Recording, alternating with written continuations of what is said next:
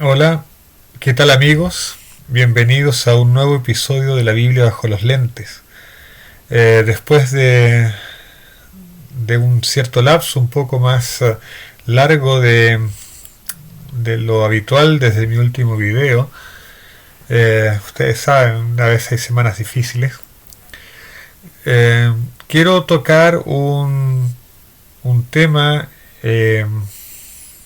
que es complicado y de cierto modo me siento como eh, navegando entre arrecifes, así es que eh, vamos a ver cómo lo abordamos. Quiero hablar hoy día sobre el origen del mal. Y en realidad ese es un tema complicado porque diga lo que uno diga, eh, va a estar va a estar tocando fibras sensibles en el corazón de las personas, porque el mal nos afecta, todos hemos eh, sido tocados por el mal en algún momento, y eso siempre duele, así es que es un área sensible. Y por otro lado, el mal es algo misterioso, hasta cierto punto incluso es atractivo. Eh, Produce la atracción de lo escondido, de lo prohibido. De hecho es en la Biblia donde se habla del misterio del mal también, ¿no? Eh, Elena de White dice por ahí que tratar de explicar el origen del mal es justificarlo. Y, y en general en el cristianismo el mal se le achaca a Satanás, al enemigo de Dios.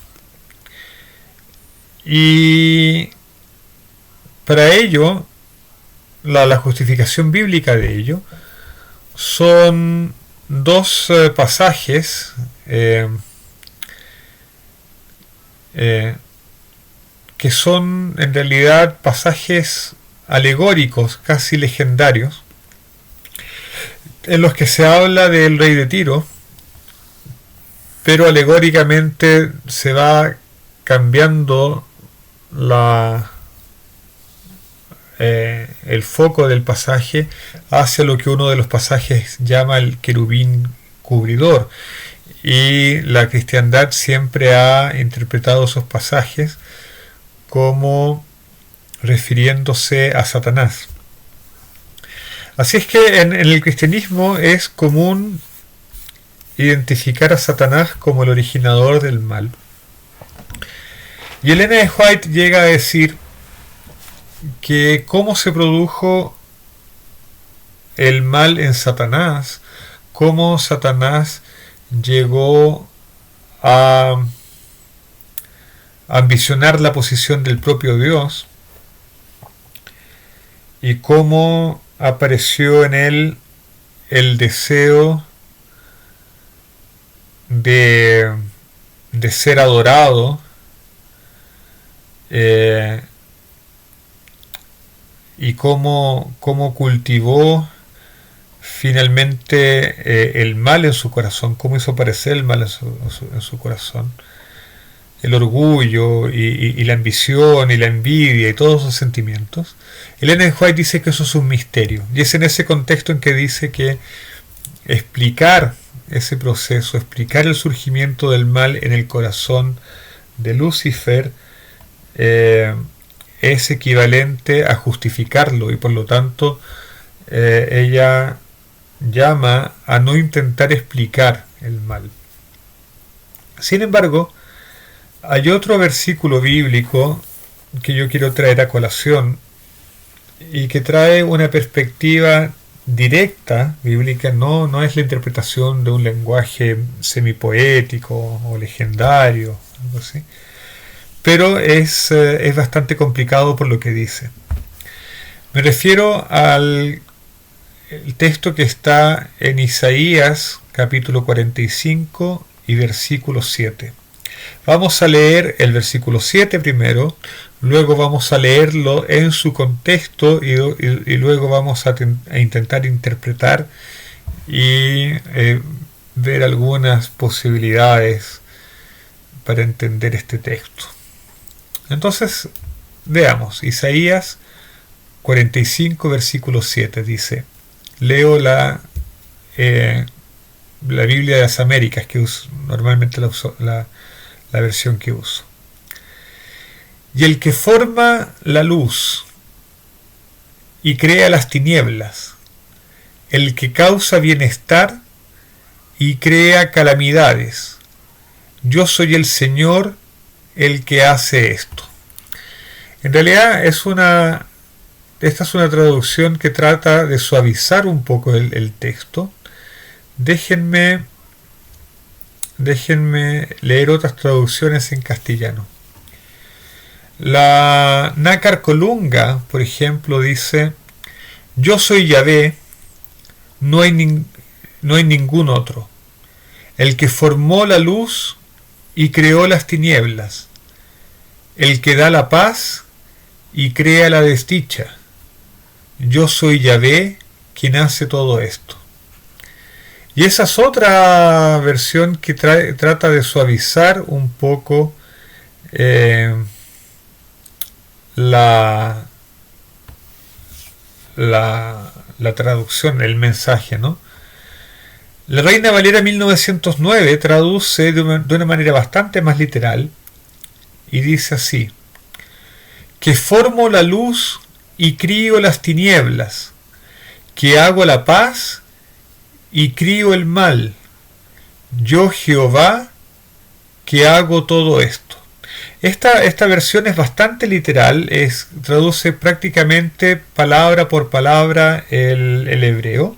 La única cosa que hay que decir es que en la Reina Valera 1909 el verbo criar quiere decir crear.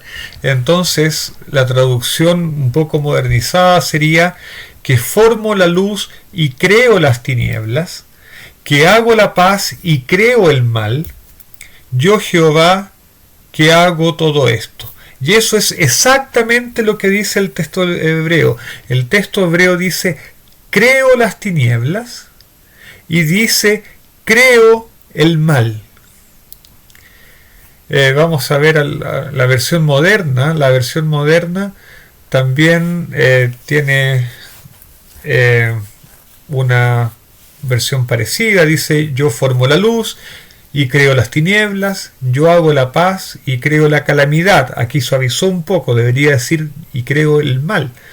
Yo Jehová hago todas estas cosas. Entonces ustedes pueden ver que el texto es bastante claro. Algunas traducciones intentan suavizar un poco, pero lo que el texto dice es que Dios crea las tinieblas, Dios crea el mal, y Él hace todo eso. Es un texto fuerte. El texto atribuye a Dios el mal. Como digo, el cristianismo nunca ha ido tan lejos. El cristianismo le achaca en general el mal a Satanás, al enemigo de Dios. Pero el profeta Isaías es claro: el responsable del mal es Dios. Ahora, lo que vamos a tratar de responder, vamos a tratar de entender, es por qué el texto de Isaías hace esto. El contexto inmediato comienza en el versículo 5. Dice: yo soy Jehová y ninguno más hay. Estoy leyendo la Reina Valera Gómez de 2010. No hay Dios fuera de mí. Yo te ceñí, aunque tú no me has conocido. para que se sepa desde el nacimiento del sol y desde donde se pone, que no hay más que yo Jehová, y ninguno más que yo, que formo la luz y creo las tinieblas, hago la paz y creo la adversidad, yo Jehová, que hago todo esto. Entonces, ¿cuál es la idea? La idea es que Dios es único. Dios es el único que existe. No existe nada más. No existe nada independiente de Dios. Todo lo que existe o es Dios, que es uno, o ha sido creado por Dios. Pero no hay nada que exista en independencia de Dios. Por lo tanto, si Dios es el único que existe y es el único que crea, el mal también debe haber sido creado por Dios. Esa es la lógica. Si uno supone que el mal existe fuera de Dios y con independencia de Dios, entonces no estamos siendo fieles al monoteísmo, estamos postulando la existencia de dos principios, uno bueno y uno malo, a lo mejor el bueno mucho más poderoso que el malo, pero dos poderes independientes, y la Biblia dice no. Dios es uno, y no puede haber nada que esté fuera de Dios y que exista independientemente de Dios. Dios es uno y es lo único que hay, es lo único que existe. Eso se repite en la Torá varias veces, en el capítulo 4 de Deuteronomios, que he compartido con ustedes 300.000 veces y están cansados de oírme hablar sobre Deuteronomios 4. Saben que en repetidas ocasiones Dios dice en Deuteronomios 4, no hay otro. Soy el único que existe. No hay otro. No hay. No existe otro. No existe nadie más excepto que Dios. Eso es lo que dice Dios en Deuteronomio 4. Y aquí lo repite. En el libro de Isaías lo repite. Para los académicos, en el segundo Isaías. En el Deutero Isaías. Dios dice, soy el único. No existe otro. No hay otro fuera de mí. De mí, por lo tanto, si el mal existe, yo soy responsable del mal. Okay. Entonces se entiende la necesidad de hacer responsable a Dios del mal es para defender y mantener el monoteísmo estricto. La declaración fundamental de Israel es Shema Israel, Adonai Eloheinu, Adonai Echad. Escucha Israel, el Eterno es nuestro Dios, el Eterno es uno. El Eterno es uno.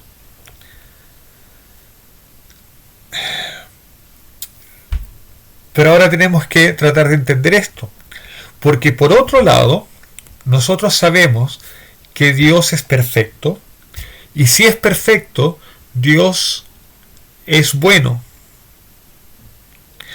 Si no fuese bueno, no sería perfecto, y si no fuese perfecto, no podría ser único, no podría ser uno, porque tendría carencia de algo.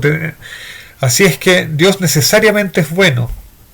Y la Biblia también dice que Dios es luz y que no hay sombra en Él.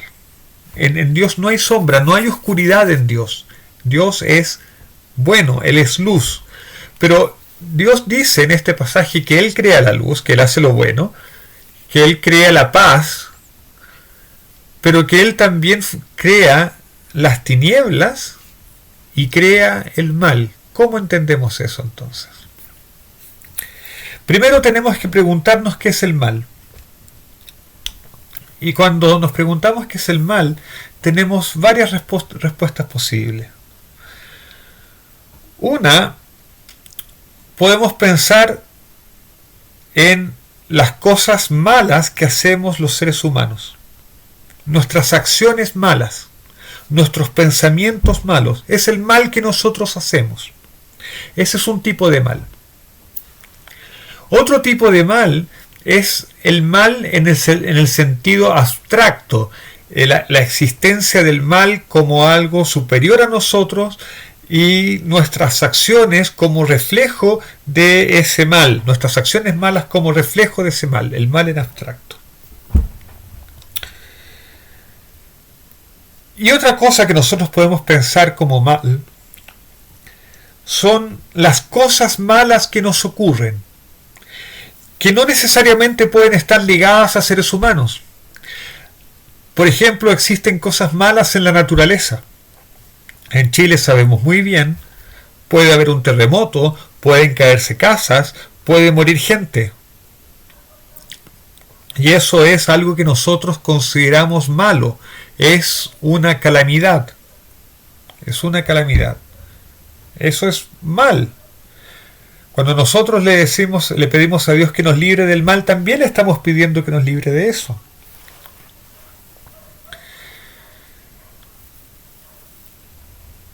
Y en general, cualquier desgracia que ocurra, nosotros lo llamamos que es mal.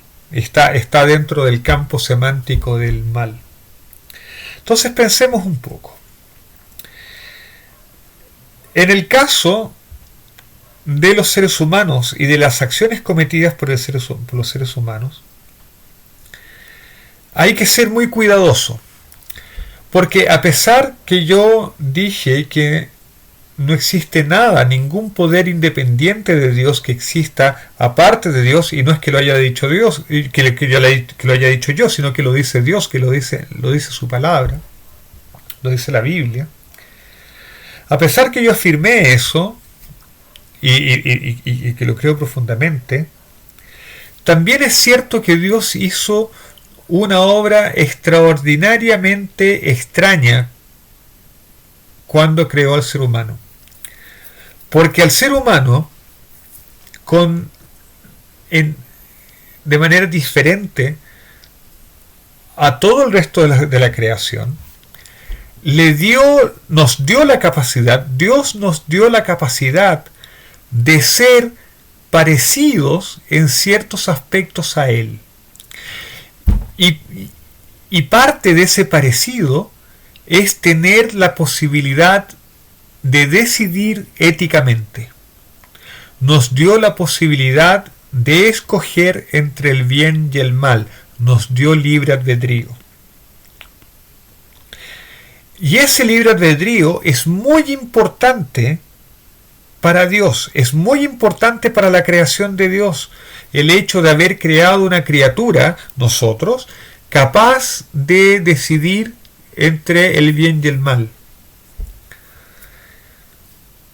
Las razones de eso las vamos a estudiar en otro video. Lo importante es que Dios nos creó con la capacidad para decirle que no a Dios. Le podemos decir que sí, pero también le podemos decir que no a Dios. Dios nos dio esa libertad. Dios quiere que le digamos que sí. Y la razón que vamos a ampliar después en otro video es que Dios quiere que vivamos. Y la única forma de vivir en el sentido pleno es que nosotros le digamos que sí a Dios y nos unamos con Él, pero de manera voluntaria, consciente, usando nuestra voluntad, usando nuestro libre albedrío, no obligado, no siendo robots. Pero esa libertad también implica que podemos decir que no. Decir que no significa finalmente morir, decirle que no a Dios. Pero ese es un tema para otro video que vamos a desarrollar más adelante. Lo que quiero decir mientras tanto es que parte del mal que viene de las acciones del hombre son efectivamente responsabilidades del ser humano. Cuando yo hago una cosa mala es mi responsabilidad, no es la responsabilidad de Dios, es mi responsabilidad porque Dios me hizo como un ser éticamente autónomo. Y no es que yo exista con independencia de Dios, ni que yo cree el mal de manera independiente de Dios, pero Dios me dio la capacidad de decidir. En lo único que puede ser responsable Dios, y aquí hago el link con el texto que estamos estudiando, es que Dios permitió en este mundo la posibilidad del mal en el sentido ético. Dios permitió la existencia en este mundo de la posibilidad de que el ser humano haga el mal. ¿Y por qué?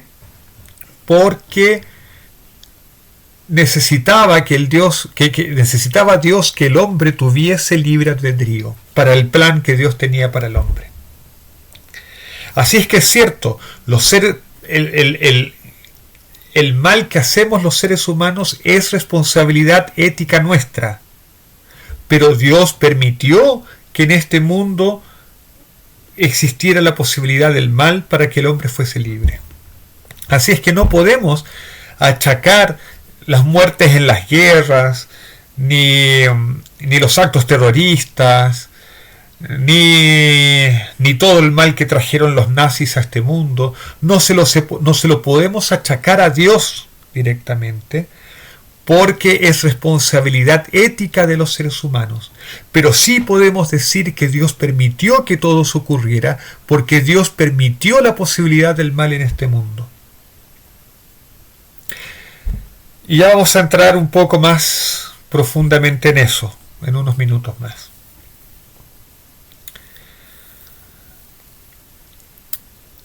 Por otro lado, Dios también quiso que en este mundo Él estuviese escondido y que este mundo funcionase de manera autónoma a través de las leyes naturales.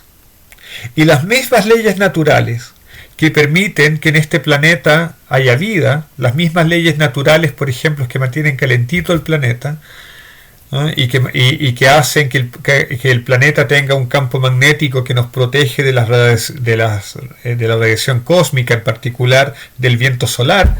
Esas mismas leyes de la naturaleza hacen que existan terremotos. Los terremotos existen por movimiento de las placas tectónicas, y las placas tectónicas se mueven por el movimiento del magma, si ustedes quieren, de todo este material fundido que está en el manto del planeta. Y ese magma, digamos, todo ese material se mueve por causa de corrientes de convección y también por causa de rotación del núcleo de la Tierra. En fin, entonces la misma física que hace que exista el campo magnético que nos protege, hace que los continentes se muevan y hayan terremotos.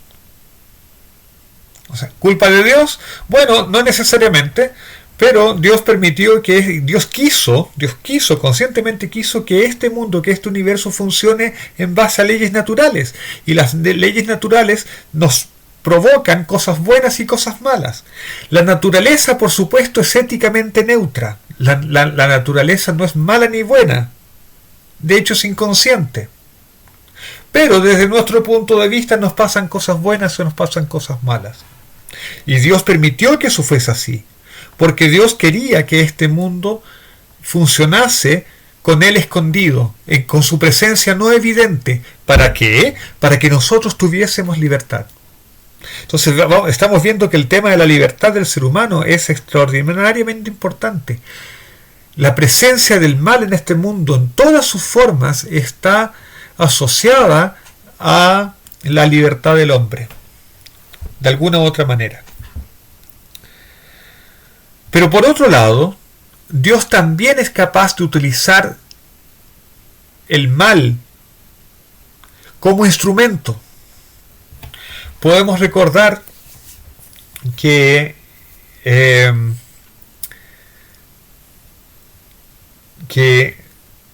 Dios hizo un pacto con Israel, y ese pacto tenía bendiciones y maldiciones. Bendiciones si el pueblo era obediente, maldiciones si el pueblo se desviaba.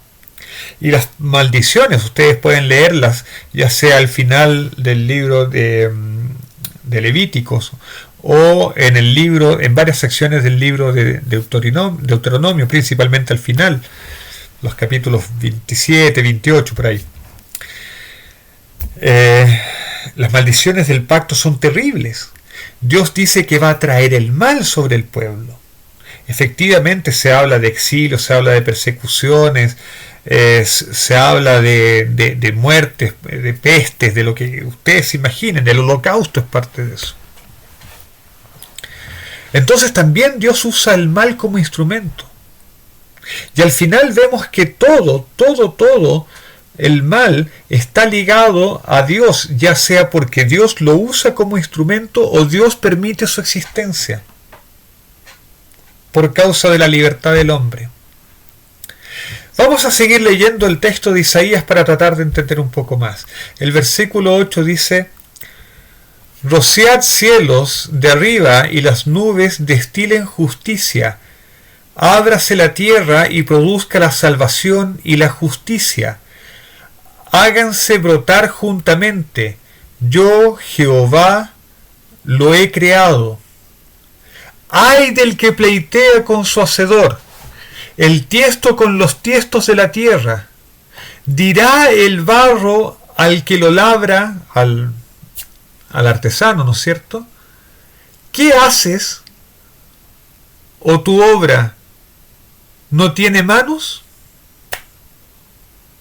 ¿Qué está diciendo? Vamos a leerlo en otra versión en la Biblia de las Américas, que es un poco más claro. El texto, fíjense este texto, el versículo 9. ¡Ay del que contiende con su hacedor! El tiesto entre los tiestos de tierra. ¿Dirá el barro al alfarero, qué haces? ¿O tu obra dirá, él no tiene manos? La pregunta, lo que está diciendo Dios aquí es: ¿quién va a criticar a Dios por hacer todo lo que Él ha hecho? Dios dice que Él forma la luz, Él crea las tinieblas, Él causa el bien, la paz, el bienestar, y crea el mal. Y la pregunta es: ¿nos vamos a quejar de Dios porque juntamente con las cosas buenas que hace, también hace cosas que nosotros consideramos malas? Lo que este texto está tratando de transmitir es que incluso cuando Dios hace cosas que nosotros vemos como malas, Dios tiene un propósito a largo plazo. En este mundo Dios está escondido y su presencia no es evidente. Por lo tanto, su bondad tampoco es evidente. Su bondad está disfrazada y está opacada por el mal que existe en este mundo. E incluso hay cosas que son buenas al final, que a nosotros nos llegan con la apariencia de mal, y sin embargo son la voluntad de Dios. Y voy a dar un ejemplo muy cruel. Pensemos en Jesús. Pensemos en Jesús en la noche que Él fue apresado. Él, después de la cena, fue a orar al huerto de los olivos, en el monte Getsemaní, y Él oró, y Él le pide al Padre que, si es posible, aparte de Él la copa. ¿Qué copa? Toda la copa de amargura y toda la copa de sufrimiento que Él iba a tener que soportar. Sin duda, desde el punto de vista nuestro y del punto de vista de Jesús, toda esa copa está llena de mal, porque está llena de sufrimiento. Pensemos en todo lo que sufrió Jesús: los azotes, los insultos, los escupitajos, la muerte en la cruz, el desprecio, el sentirse abandonado por Dios, el estar tan rodeado de tinieblas que no es capaz de ver la presencia de su Padre, y grita entonces: Dios mío, ¿por qué me has abandonado? Hasta ese punto, ¿no es cierto? Y sin duda es la casi la personificación del mal sobre Jesús, es el mal hecho concreto actuando sobre Jesús. Pero Jesús en la misma oración dice: pero no se haga mi voluntad sino la tuya. Y con eso Jesús está queriendo decir que el que caiga todo ese mal sobre su persona, sobre la persona de Jesús, es la voluntad de Dios. Por tanto, es la voluntad de Dios que ese mal, en forma de juicio, porque la muerte de Jesús en la cruz es un juicio ejecutorio, también eso lo podemos estudiar en otro video, todo ese mal traído en forma de juicio es la voluntad divina. Pero la historia no termina ahí, porque ese mal que cae sobre Jesús significa un bien para el resto de la humanidad, a través de la resurrección y a través de todo lo demás. Entonces el mal sobre Jesús, el mal traído por Jesús, es en realidad una bendición para toda la humanidad y es parte de la bondad de Dios. Y eso es lo paradójico, ¿no? De la misma forma, hay muchas cosas que nosotros vemos como mal, que finalmente tienen como objetivo el bien, pero de una manera muy torcida. En ciertas ocasiones el mal es el bien de Dios que nos viene de manera muy retorcida. Por ejemplo, los castigos, las maldiciones del pacto. Las maldiciones del pacto eran significaban tremendo sufrimiento. Y sin embargo, es súper cruel lo que estoy diciendo, y sin embargo, tienen el propósito bondadoso de hacer que el pueblo vuelva a Dios y Dios pueda bendecirlos y Dios pueda salvarlos finalmente. Por supuesto que hay cosas trágicas que suceden en la vida de todas las personas y que nosotros no sabemos por qué y no sabemos darle un sentido, y tampoco y también es posible que tampoco seamos capaces de darle sentido en toda nuestra vida. Hay cosas horribles que pasan en este mundo y sin embargo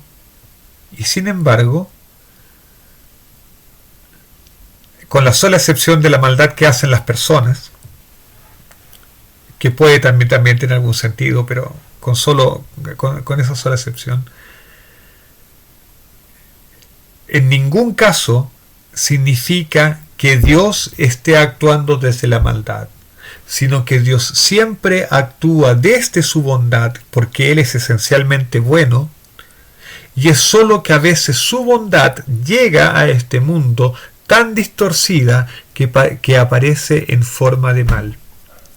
También por el hecho de que nosotros vivimos en un mundo donde la figura de Dios está escondida y Dios no es evidente, suceden cosas malas porque la naturaleza hace cosas que a nosotros nos desagradan, aunque la naturaleza sea neutra. En definitiva, la Biblia minimiza el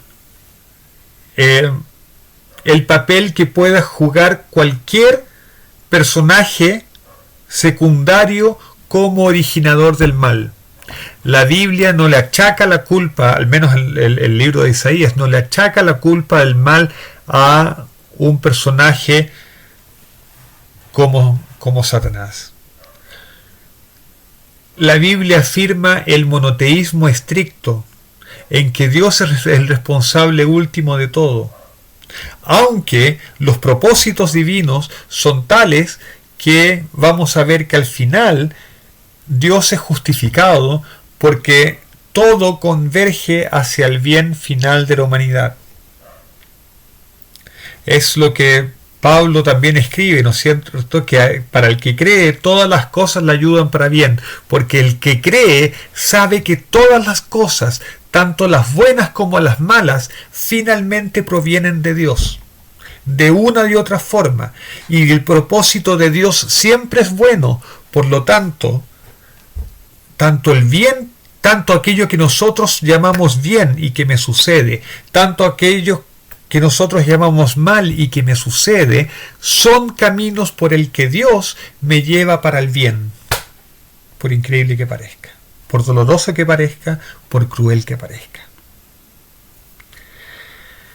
Así es que mis queridos amigos, la conclusión de este tema es que no importa si nosotros vemos las cosas que suceden como siendo buenas, como siendo malas. Debemos tener la confianza de que Dios está guiando las cosas para la culminación de la historia, y la culminación de la historia va a redundar en el bien, porque Dios es bueno, porque esa es su naturaleza, porque Dios es amor finalmente. ¿Ok? Y eso por hoy día. En el próximo video vamos a estudiar por qué Dios necesita la presencia del mal o la posibilidad del mal para nuestro bienestar finalmente, y por qué Dios le da tanta importancia al libre albedrío.